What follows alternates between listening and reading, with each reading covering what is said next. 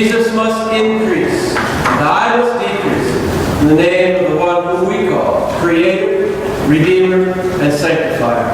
Amen.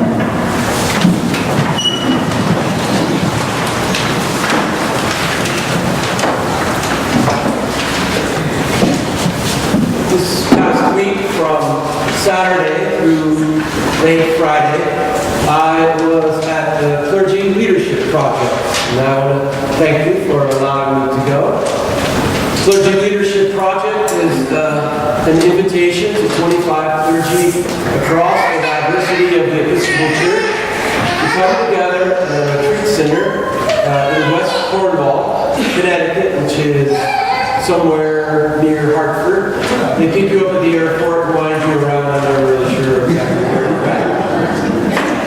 It's in a lovely place, and turkeys wander out into the yard, and there was a black bear checking out the trash cans time. So it's a lovely thing. We go 1 week 4 times during a 3-year period. And the last time I went, 6 months ago, was the first time. And it was a really lovely time, and we got together and we learned a lot about leadership and peace and how to build peace and reconciliation in the church and the world. So you know how it is when you go and you hang out with people you haven't met have never met before. You hang out for a week and that's all sweet and nice and lovely. And aren't we all really happy together? And then you go for the second week and reality bubbles to the surface, right? You know how it goes. It's like hanging out with your family. You can do it for 1 day really nice, 2 days, and And so the first few days, it was all really nice to see each other on the cheek and all sweet together. And then Hugh O'Doherty, who is the one who teaches us about leadership, began to invite us to talk about the church and changes that we might imagine for the church. And in order to do that, first thing you have to talk about are all the things you don't want to talk about in the church. The group is very diverse, very conservative, and of course me, we're there. And there are men and women that are priests, and there are all the different variations of people in the church, race, sexuality, all that's in there.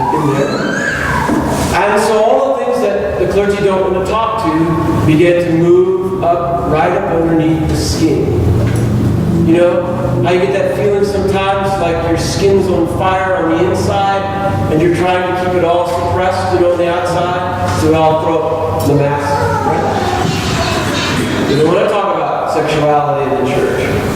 We didn't want to talk about how women feel oppressed in the church. We didn't want to talk about how the African Americans and the blacks from other countries feel put down in the church. We didn't want to talk about the fact that there was only one Latina woman there and she felt very oppressed in the church. We didn't want to talk about this stuff. So we suppressed it. And we sat there, talking about other things, to avoid talking about death. Because in order to talk about the things that must change, we must talk about loss. And death is loss. Now, how many of you have planned to go to lunch and make the topic of the conversation your own death? I take it that's not the topic of the conversation. Because who wants to talk about the death of what they love, right? Death in the church. It's not a very popular topic. The clergy don't want to talk about it either. They don't want to talk about the death of the church as they know it. Wearing pretty clothes,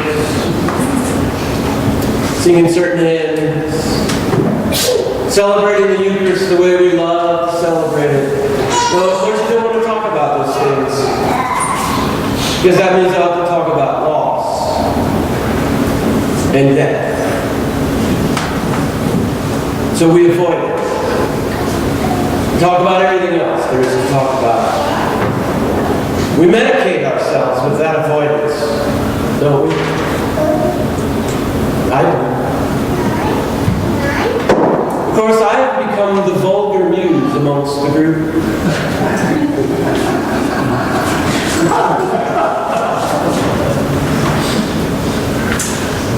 They avoid me.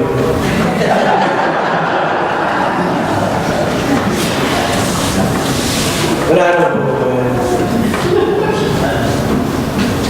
You know, the other thing that's really hard to talk about is Jesus' love.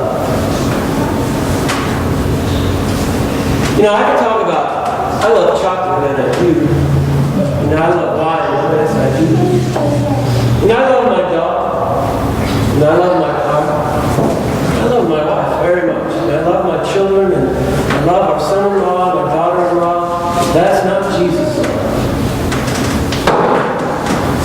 The gospel today, Jesus says you will love one another as I have loved you.